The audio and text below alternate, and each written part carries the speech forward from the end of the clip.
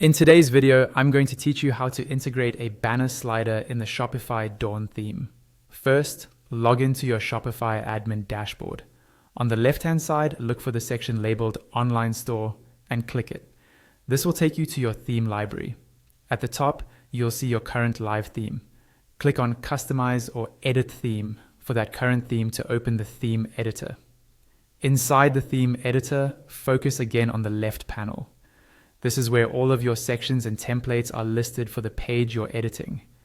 Under the template area, click Add Section, then from the list of available sections, choose Slideshow. Once it's added, you can drag and drop this slideshow section up or down in the left panel to place it exactly where you want it to appear on your page.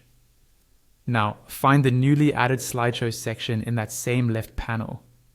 You'll see a small right-pointing arrow or caret beside its name. Click that arrow to expand it and reveal the blocks underneath. You'll notice that there are already 2 slide blocks created by default. If you want more slides, simply click Add Slide and a new slide block will appear. To customize any slide, click on its block name to open the editing options for that specific slide. Within a slide settings, click Select next to the image field. A media pop-up will appear with your available images. Choose the banner image you want to use, then click Done at the bottom right of the pop-up. You can also adjust the overlay opacity using the slider. This controls how dark or light the gradient overlay is on top of your image. Keep an eye on the live preview on the right side so you can immediately see how your changes look. Next, edit the heading text, choose the heading size, and then adjust the subheading. Both the heading and subheading support rich text, so you can use basic formatting if you'd like.